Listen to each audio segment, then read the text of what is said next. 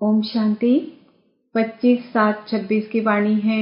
मीठे बच्चे, तुम यहाँ आए हो अपने सहित सारी दुनिया की काया कल्पतरु बनाने। याद से ही काया कल्पतरु होगी। प्रश्न, नर्कवासी से स्वर्गवासी बनने की विधि कौन सी है? अभी तुम बच्चों को जीदान मिलता है, कैसे? उत्तर, नर्कवासी से स्वर्गवासी बनने के लिए जरूर मरना पड़े।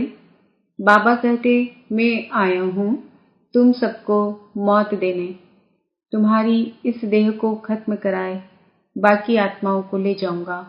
यही सच्चा जीदान है। इसके लिए यह महाभारत लड़ाई है जिसमें सबका विनाश होगा। फिर आत्माएं पावन बन वापस घर जाएंगी, फिर स्वर्ग में आएंगी। गीत माता ओ माता, तू सबकी भाग्य विधाता। ओम शांति। मीठे मीठे रूहानी बच्चों ने गीत की लाइन सुनी, जगत अम्बा की महिमा सुनी। जगत अम्बा यहाँ भारत में ही गाई जाती है। जगत अम्बा है तो जगत पिता भी जरूर होगा। जगत अम्बा सरस्वती को ही कहते हैं। वास्तव में उनका नाम एक ही होना चाहिए। तुम्हारा भी नाम एक ही है ना? 2-3 तो नहीं है। अब जगत अम्बा को बरोबर साकार में दिखाते हैं। शरीरधारी है। जगत पिता भी है, जिसको प्रजापिता भी कहा जाता है। जैसे सारी जगत की अम्बा है, वैसे सारे जगत का पिता है। जरूर दोनों ही यहाँ होंगे। दोनों का नाम भी सुनाया। दोनों हैं प्रजापिता और प्रजामाता। अब दूसरा जगत पिता कहा जाता है निराकार शिव बाबा को, जो कि सबके पिता हैं। उनका नाम ही है परम पिता परमात्मा शिव। सिर्फ ईश्वर व परमात्मा नहीं कहना है, उनका नाम रूप भी है ना। उनको गॉड फादर कहा जाता है। एक है आत्माओं का बाप, दूसरा है साकारी मनुष्य आत्माओं का बाप और मम्मा। शिव है आत्माओं का पिता। आत्मा कहती है वह हमारा बाप है। फिर आत्मा को यह साकार शरीर मिलता है तो कहते हैं ब्रह्मा बाबा। तो 2 बाप हो गए, एक शिव बाबा, दूसरा प्रजापिता ब्रह्मा। शिव बाबा का बच्चा है ब्रह्मा। एक निराकार पिता, एक साकारी पिता। निराकार पिता को कहा जाता है पतित पावन। ब्रह्मा व सरस्वती को पतित पावन नहीं कहा जाता। पतित पावन तो एक है, यह 2 हो गए। सब पुकारते हैं पतित पावन आओ, तो 2 बाप हो गए। शिव बाबा है रचिता, नई दुनिया रचते हैं, तो पहले ब्रह्मा को जरूर रचना है। विष्णु और शंकर को कभी प्रजापिता नहीं कहते हैं, ब्रह्मा को ही प्रजापिता कहते हैं। तो शिव बाबा प्रजापिता ब्रह्मा द्वारा एडॉप्ट करते हैं। कहते हैं हम शिव बाबा के बच्चे हैं। शिव बाबा ने इसमें प्रवेश कर एडॉप्ट किया है। वही आत्माओं को पावन बनाते हैं। आत्मा ही पतित बनी है, इस कारण शरीर भी पतित मिलता है। सोने में चांदी तांबा लोहे की खाद डालते हैं तो आत्मा में भी खाद पड़ती है। असल में आत्मा पवित्र मुक्तिधाम में रहने वाली है, जहाँ शिव बाबा भी रहते हैं। अब शिव बाबा प्रजापिता ब्रह्मा एक को बाप एक को दादा कहेंगे। यह तो तुम जानते हो।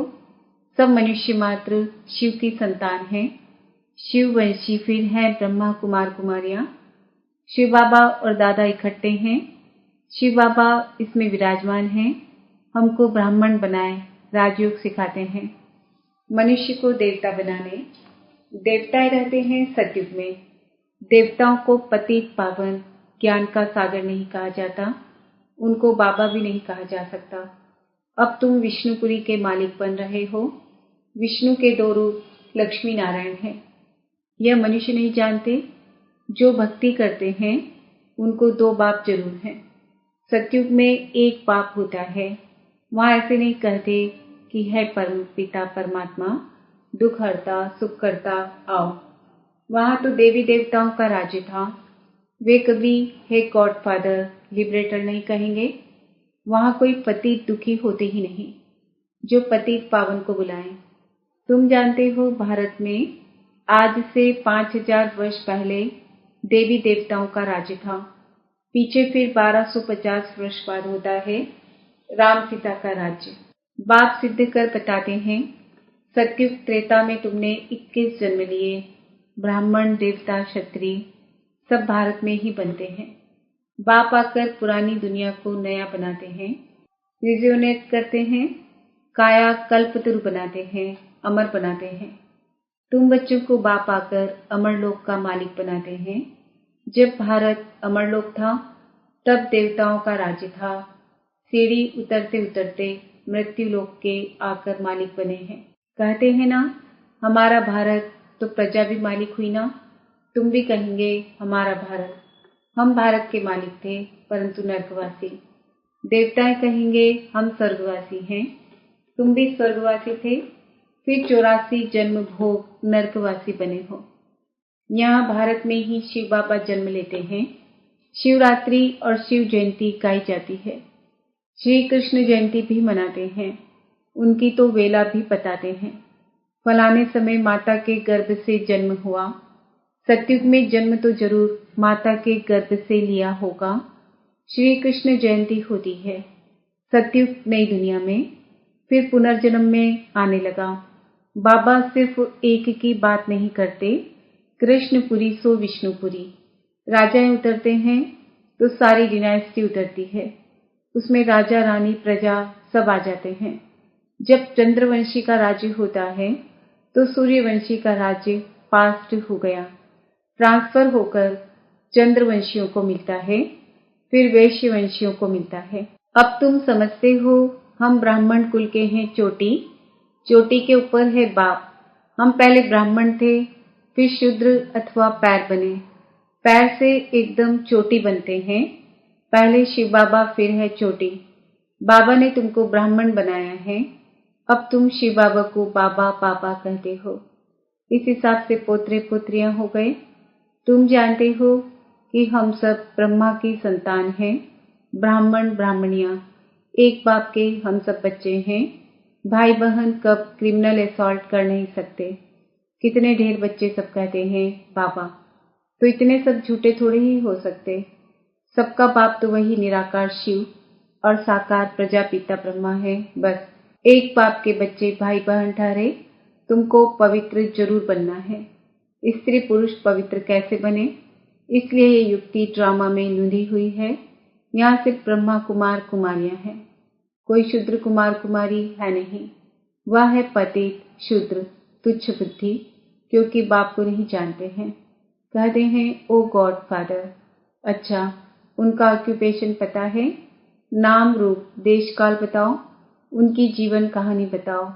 अगर नहीं जानते हो तो नास्तिक ठहरे।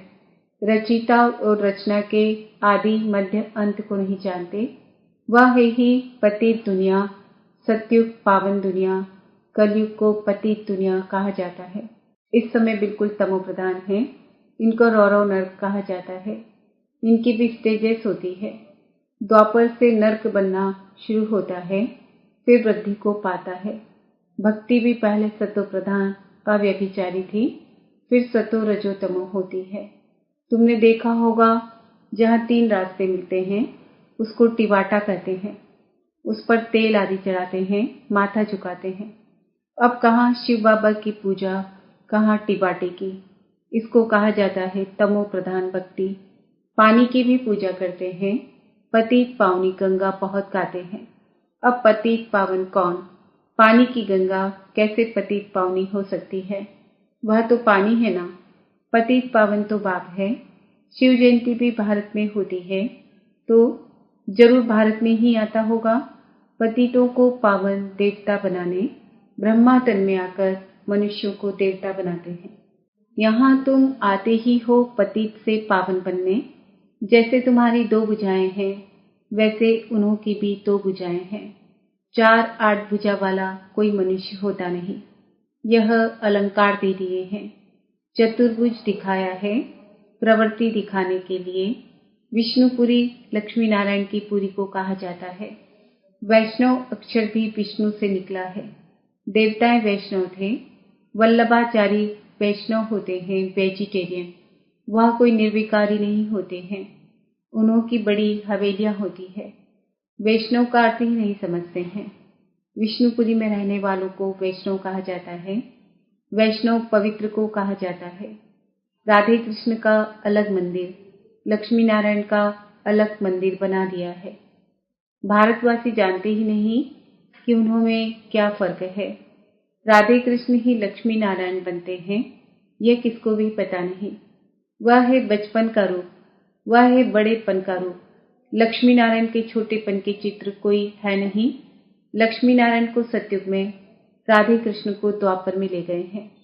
अभी तुम रचयिता बाप और रचना के आदि मध्य अंत को जान गए हो। बाबा झाड़ का भी राज समझाते हैं, ड्रामा का भी राज समझाते हैं। झाड़ को देखने से समझेंगे कि शंकराचार्य तो कलयुग में आते हैं। सन्यासियों की डिनास्टी सतयुग में तो हो नहीं सकती। सब भगवान के बच्चे हैं तो स्वर्गवासी होने चाहिए, परंतु स्वर्गवासी तो सब होते नहीं हैं, सिर्फ देवताएं ही होते हैं। अभी तुम ब्राह्मण वंशी बने हो, फिर देवता बनेंगे। पवित्र जरूर बनना है। तुम जानते हो छोटे बड़े सब ब्रह्मा कुमार कुमारियां हैं। दोनों कहते हैं बाबा हम आपके बच्चे हैं, ब्राह्मण हैं। यह है बाप दादा, आदिदेव ब्रह्मा और शिव बाबा। तुम जानते हो हम ब्रह्मा बाबा और शिव बाबा के सामने बैठे हैं। बाप कहते हैं मुझे याद करो तो पतित से पावन बन जाएंगे। हम वर्षा शिव बाबा से लेते हैं। शिव बाबा हमारा बाप भी है, पतित पावन भी है, गुरु भी है। अब यह है संगम युग, पतित से पावन बनने का मेला। पतित पावन द्वारा ही पावन बनते हैं। संगम पर नदियों का और सागर का मेला है। नदियों का मेला तो होता नहीं, अब ज्ञान सागर और तुम आत्माओं का मेला लगता है। तुम आए हो ज्ञान सागर के पास। ज्ञान गंगाए तुम ज्ञान सागर से निकली हुई हो। तुम ज्ञान स्नान कराए पावन बनाते हो, योग सिखाते हो।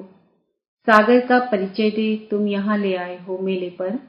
इस समय तुम जब ब्राह्मण बनते हो तो तुमको 3 बाप हैं। लौकिक पिता भी हैं और प्रजापिता भी हैं, फिर शिव बाबा भी हैं। भक्ति मार्ग में 2 पिता होते हैं, सतयुग में 1 पिता होगा। यह समझने की बातें हैं। अभी तुम्हारी आत्मा कहती है मेरा तो एक शिव बाबा, दूसरा न कोई।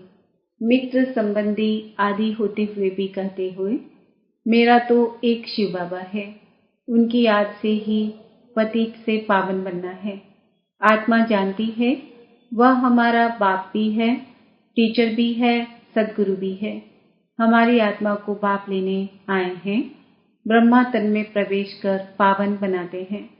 तुमको ले जाने के लिए बाप आए हैं। तुम सबको मौत देने आया हूँ। नरकवासी से स्वर्गवासी बनने के लिए जरूर मरना पड़े ना। तुम्हारी इस देह को खत्म कराए बाकी आत्माओं को ले जाऊंगा। बाप कहते हैं तुमको जी दान देता हूँ। यह महाभारत लड़ाई है ना, सबका विनाश होगा, नहीं तो कैसे ले जाऊंगा। आत्माओं को पवित्र बनाए घर ले जाता हूँ। वह तो शांति धाम है। सतयुग आएगा तो कलयुग जरूर विनाश होगा। इसके लिए महाभारत लड़ाई मशहूर है। लगती भी ये संगम पर है, जबकि तुम मनुष्य से देवता बनते हो। अच्छा, मीठे मीठे सिकिल दे बच्चों प्रति माता पिता बाप दादा का याद प्यार और गुड मॉर्निंग। रूहानी बाप की रूहानी बच्चों को नमस्ते। हम रूहानी बच्चों की रूहानी माता पिता बाप दादा को याद प्यार गुड मॉर्निंग नमस्ते। ओम शांति। धारणा के लिए मुख्य सार है ज्ञान सागर में ज्ञान स्नान कर स्वयं को पावन बनाना है। मित्र संबंधियों के साथ रहते बुद्धि में रहे मेरा तो एक शिव बाबा, दूसरा न कोई। विष्णुपुरी में चलने के लिए पक्का वैष्णव अर्थात पवित्र बनना है। नरक से जीते जी मरकर बुद्धि योग स्वर्ग में लगाना है। वरदान एक लगन, एक भरोसा, एक रस अवस्था द्वारा सदा निर्विघ्न बनने वाले निवारण स्वरूप भव। सदा एक बाप की लगन, बाप के कर्तव्य की लगन में ऐसे मगन रहो जो संसार में कोई भी वस्तु या व्यक्ति है भी यह अनुभव ही न हो, ऐसे एक लगन, एक भरोसे में, एक रस अवस्था में रहने वाले बच्चे सदा निर्विघ्न बन चढ़ती कला का अनुभव करते हैं। वे कारण को परिवर्तन कर निवारण रूप बना देते हैं। कारण को देख कमजोर नहीं बनते, निवारण स्वरूप बन जाते हैं। स्लोगन: प्रशंसा के आधार पर प्रसन्नता अल्पकाल की रहती है। आज का स्वमान है, मैं आत्मा सदा निर्विघ्न निवारण स्वरूप हूँ।